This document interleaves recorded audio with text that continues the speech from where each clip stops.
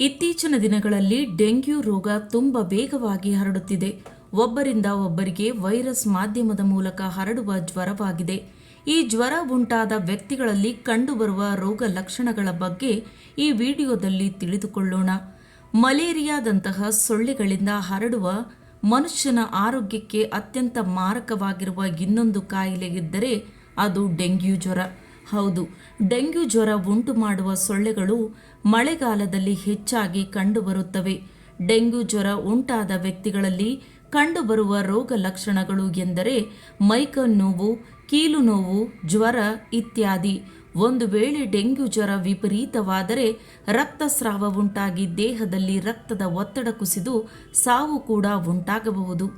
ಲಕ್ಷಾಂತರ ಜನ ಈ ರೋಗಕ್ಕೆ ಬಲಿಯಾಗುತ್ತಿದ್ದಾರೆ. ವಿಶ್ವಾದ್ಯಂತ ಲಕ್ಷಾಂತರ ಜನ ಪ್ರತಿ ವರ್ಷದಿಂದ ಸೋಂಕಿಗೆ ಬಲಿಯಾಗುತ್ತಿದ್ದಾರೆ. ಸಂಶೋಧಕರು ಡೆಂಗ್ಯೂ ಜ್ವರದ ಲಸಿಕೆ ತಯಾರಿಕೆಯಲ್ಲಿ ನಿರತರಾಗಿದ್ದಾರೆ. ಈಗಿನ ಸನ್ನಿವೇಶ ನೋಡಿದರೆ ಸಾಧ್ಯವಾದಷ್ಟು ಸೊಳ್ಳೆಗಳ ಸಂತತಿಯನ್ನ ಕಡಿಮೆ ಮಾಡುವುದೊಂದೇ ಇದಕ್ಕಿರುವ ಮಾರ್ಗ. ಹಾಗಾದರೆ ಡೆಂಗ್ಯೂ ರೋಗದ ಲಕ್ಷಣಗಳನ್ನು ನೋಡೋಣ ಬನ್ನಿ.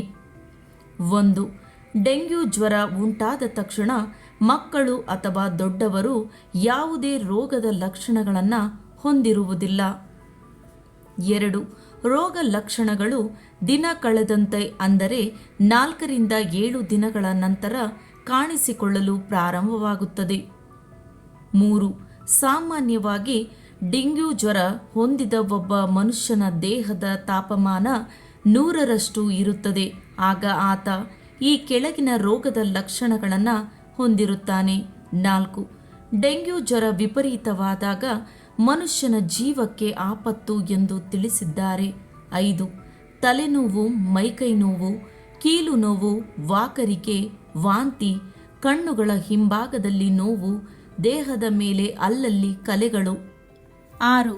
ವಿಪರೀತ ಹೊಟ್ಟೆ ನೋವು ಮತ್ತು ವಾಂತಿ ಸಮಸ್ಯೆ ಉಂಟಾಗುತ್ತದೆ. 7. ಹಲ್ಲಿನ ವಸಡುಗಳು ಮತ್ತು ಮೂಗಿನಲ್ಲಿ ರಕ್ತಸ್ರಾವ ಕಾಣಿಸಿಕೊಳ್ಳುತ್ತದೆ. 8. ಮಲಮೂತ್ರ ಅಥವಾ ವಾಂತಿಯಲ್ಲಿ ರಕ್ತ ಕಂಡುಬರುವುದು. 9. ದೇಹದ ಚರ್ಮದ ಪದರದ ಕೆಳಭಾಗದಲ್ಲಿ ರಕ್ತಸ್ರಾವ. 10. ಉಸಿರಾಟದ ತೊಂದರೆ, ಶೀತ ಮತ್ತು ಚಳಿಯಿಂದ ನಡುಗುವುದು, ಹೆಚ್ಚಿನ ಆಯಾಸ, ಮೈಕೈ ನೋವಿನಿಂದ ದೇಹದಲ್ಲಿ ಕಿರಿಕಿರಿ ಉಂಟಾಗುವುದು. ಡೆಂಗ್ಯೂ ಬರದಂತೆ ತಡೆಗಟ್ಟಲು ನಾವು ಏನು ಮಾಡಬೇಕು? 1. ಡೆಂಗ್ಯೂ ತಡೆಗಟ್ಟಲು ಸೊಳ್ಳೆಗಳನ್ನು ನಿಯಂತ್ರಿಸಬೇಕು. ಹಗಲಿನಲ್ಲಿ ಸೊಳ್ಳೆಗಳು ಕಚ್ಚದಂತೆ ಎಚ್ಚರ ವಹಿಸಬೇಕು. 2. ಶುದ್ಧ ಹಾಗೂ ಕುದಿಸಿ ಆರಿಸಿದ ನೀರನ್ನು ಕುಡಿಯುವುದು ಉತ್ತಮ. 3. ನೀರು ಶೇಖರಣಾ ತೊಟ್ಟಿ, ಟ್ಯಾಂಕರ್ಗಳ ಮುಚ್ಚಳವನ್ನು ಭದ್ರವಾಗಿ ಮುಚ್ಚಿಡಿ. 4. ಸೀನುವಾಗ ಅಥವಾ ಕೆಮ್ಮುವಾಗ ಕರವಸ್ತ್ರ ಅಡ್ಡವಾಗಿ ಇಟ್ಟುಕೊಳ್ಳಿ. 5. ಪಾತ್ರೆ ಹಾಗೂ ಬಿಂದಿಗೆಗಳಲ್ಲಿ ಹೆಚ್ಚು ದಿನ ನೀರು ಸಂಗ್ರಹಿಸಿ ಇಡಬೇಡಿ. 6. ತೆಂಗಿನ ಚಿಪ್ಪು, ಟೈರ್ನಂತಹ ವಸ್ತುಗಳನ್ನು ದೂರ ಬಿಸಾಡಿ. 7. ತೊಟ್ಟಿ, ಬಿಂದಿಗೆ, ಡ್ರಮ್ಗಳಲ್ಲಿ 2 ರಿಂದ 3 ದಿನಕ್ಕೊಮ್ಮೆ ನೀರು ಬದಲಿಸಿ ಸ್ವಚ್ಛಗೊಳಿಸಿ. 8. ಸೊಳ್ಳೆಗಳನ್ನು ತಡೆಯಲು ಕಿಟಕಿ ಬಾಗಿಲಿಗೆ ಮೆಶ್ ಹಾಕಿ. 9. ಸೊಳ್ಳೆ ನಾಶಕ ಔಷಧಿಗಳು ಅಥವಾ ಸೊಳ್ಳೆ ಬ್ಯಾಟ್ ಉಪಯೋಗಿಸಿ. 10. ಹಳ್ಳಿಗಳಲ್ಲಾದರೆ ಸೊಳ್ಳೆಗಳನ್ನು ನಿಯಂತ್ರಿಸಲು ಬೇವಿನ ಸೊಪ್ಪಿನ ಹೊಗೆ ಹಾಕುವುದು ಉತ್ತಮ.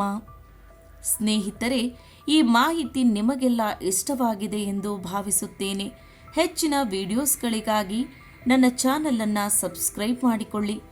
ಕೇಳಿದ್ದಕ್ಕಾಗಿ ಧನ್ಯವಾದಗಳು.